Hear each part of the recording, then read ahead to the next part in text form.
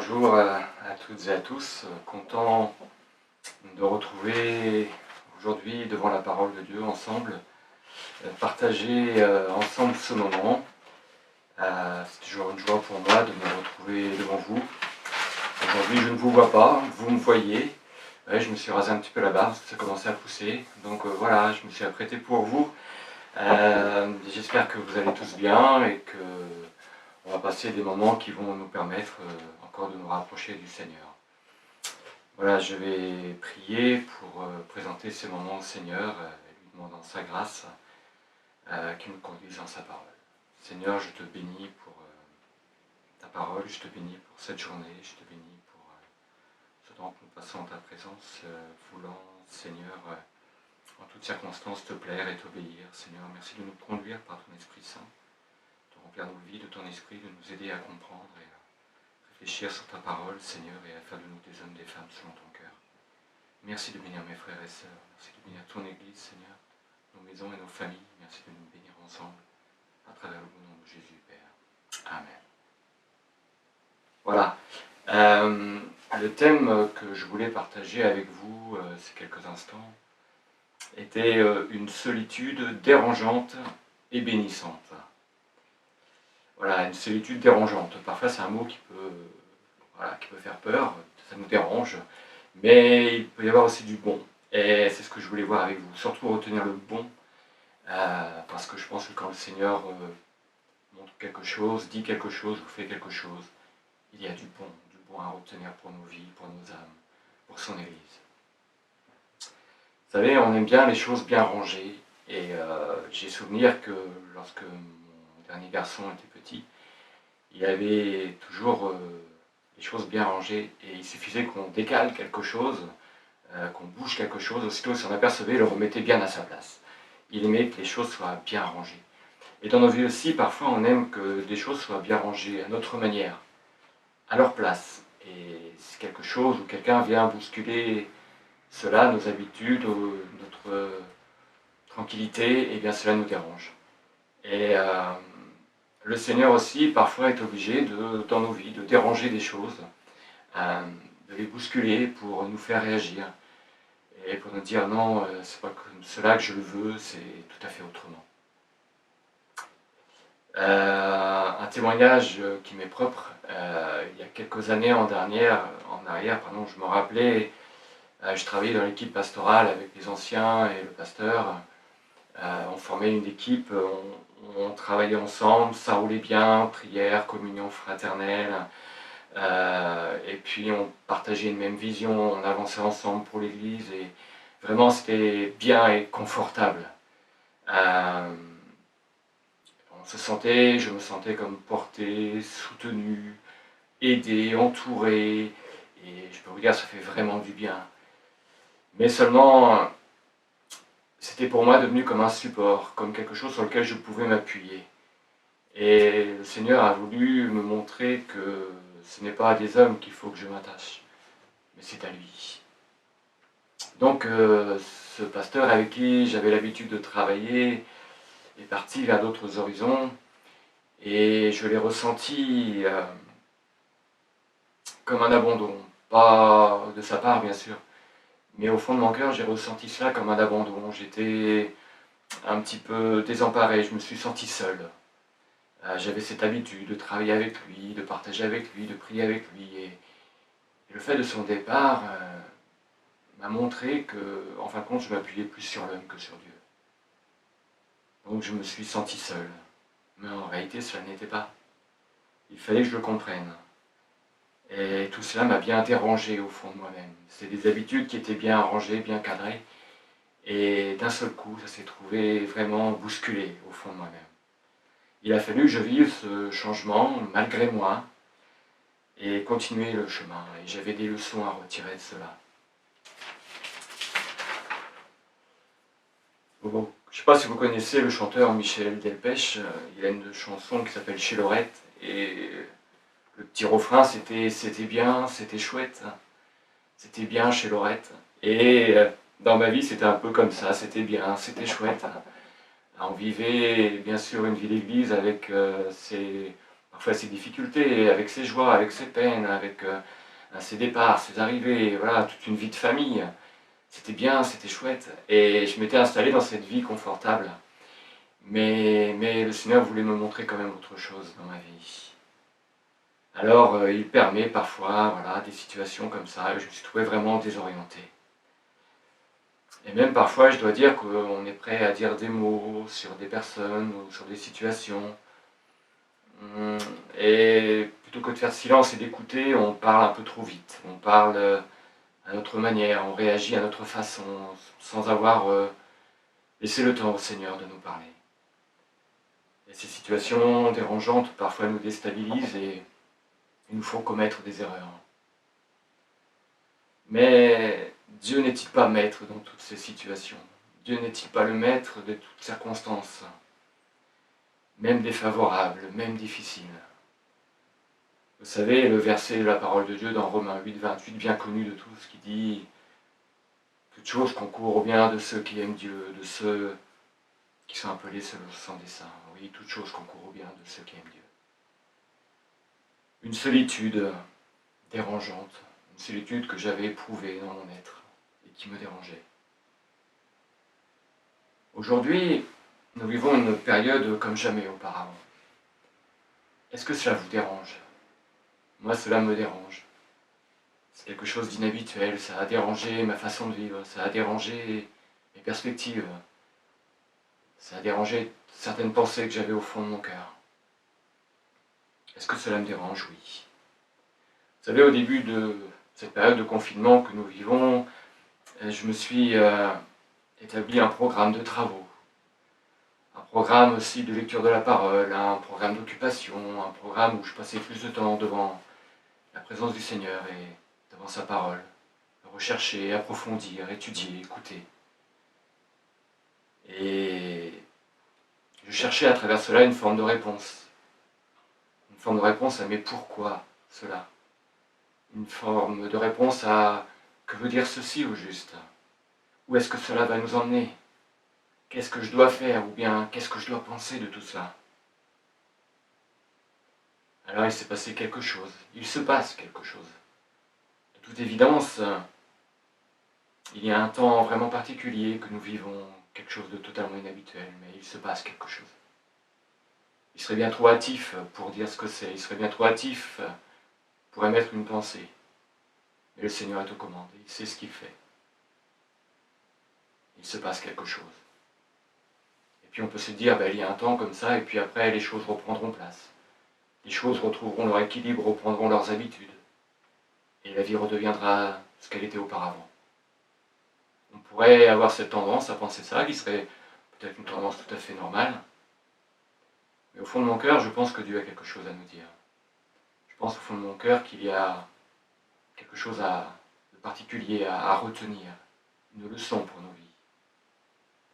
Moi j'ai repris le travail, maintenant il y a 15 jours, et je suis arrivé dans mon entreprise, mais les choses étaient différentes.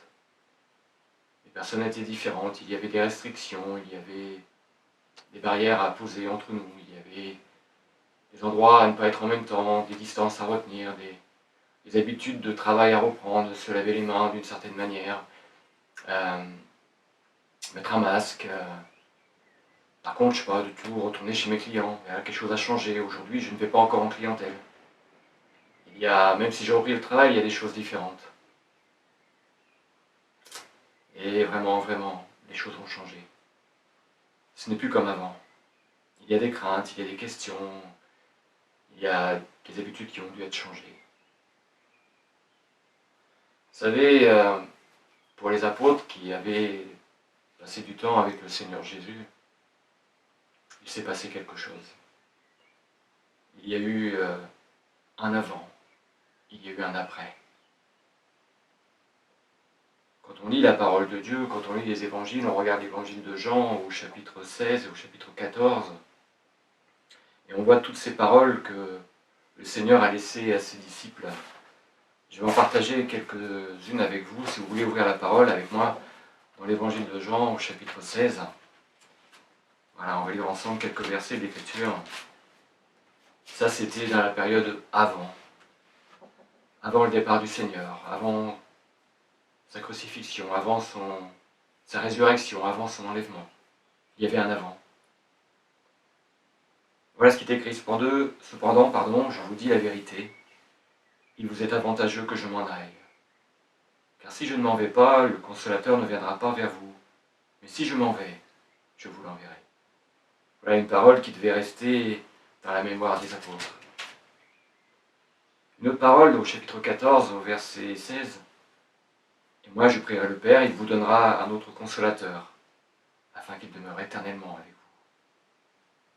L'esprit de vérité que le monde ne peut recevoir parce qu'il ne le voit pas et ne le connaît pas. Mais vous, vous le connaissez, car il demeure avec vous. Il sera en vous. Je ne vous laisserai pas orphelin, je viendrai à vous. Au verset 26 de ce même chapitre, il est écrit, mais le Consolateur, l'Esprit Saint que le Père enverra en mon nom, vous enseignera toutes choses et vous rappellera tout ce que je vous ai dit. Voilà toutes ces choses que le Seigneur Jésus a partagées, toutes ces paroles que le Seigneur Jésus a partagées avec ses apôtres avant de les laisser. C'était un avant. Après, il y a eu les événements de la crucifixion, les événements du tombeau et les événements de la résurrection. Et après la résurrection, le Seigneur Jésus est apparu à ses disciples. Il a cheminé avec eux pendant 40 jours. Il leur a laissé des paroles, il leur a rappelé des paroles.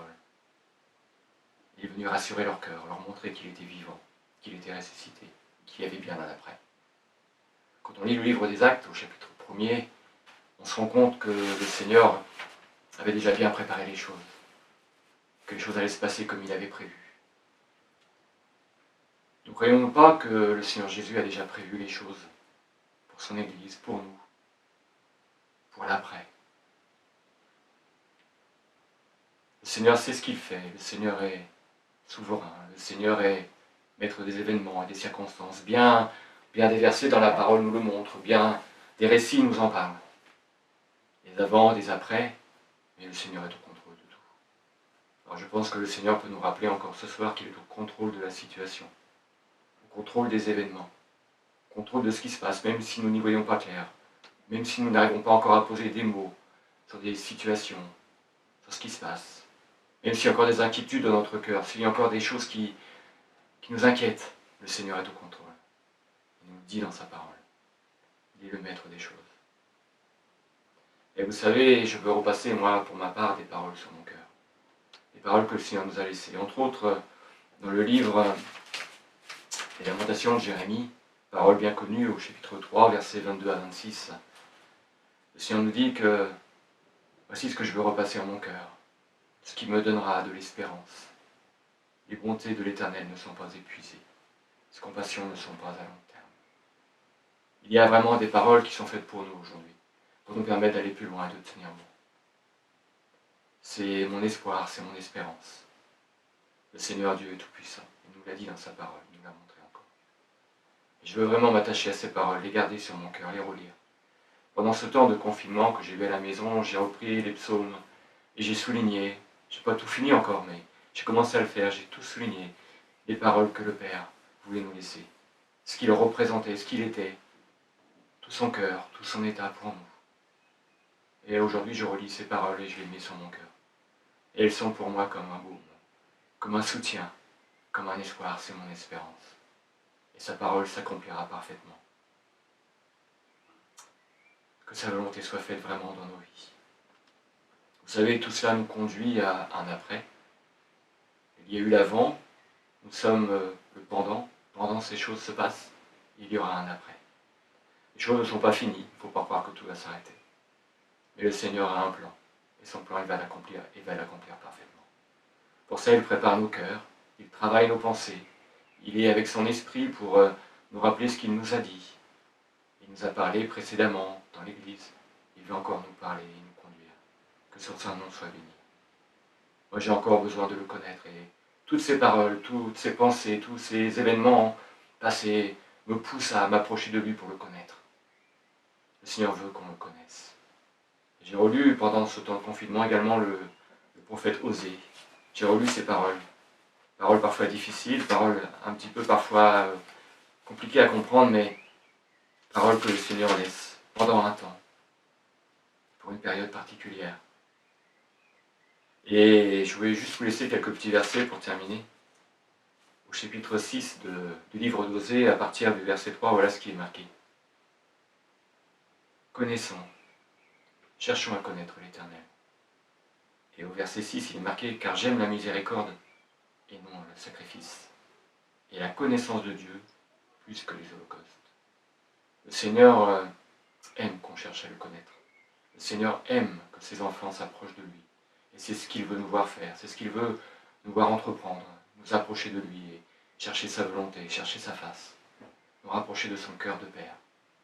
Que le Seigneur soit béni, que le Seigneur nous bénisse ensemble, que cette réunion de prière soit une réunion qui nous unisse encore dans la recherche de la face du Seigneur. Nous voulons connaître l'Éternel, nous approcher de lui, être ses enfants bien-aimés, écouter, voir combien encore il est bon. Je vous invite encore ce soir à prier, à demander au Seigneur sa conduite, à demander au Seigneur de nous conduire par son Esprit Saint, de nous guider dans la volonté qu'il a prévu d'accomplir, et que nos cœurs soient prêts à entendre sa parole. Ne nous précipitons pas, à parler, à dire, mais écoutons ce que le Seigneur veut nous dire.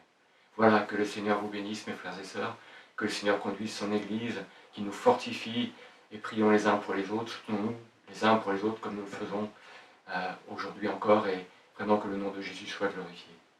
Je vais terminer par la prière, vous en remettre à la grâce de Dieu, nous en remettre à la grâce de Dieu.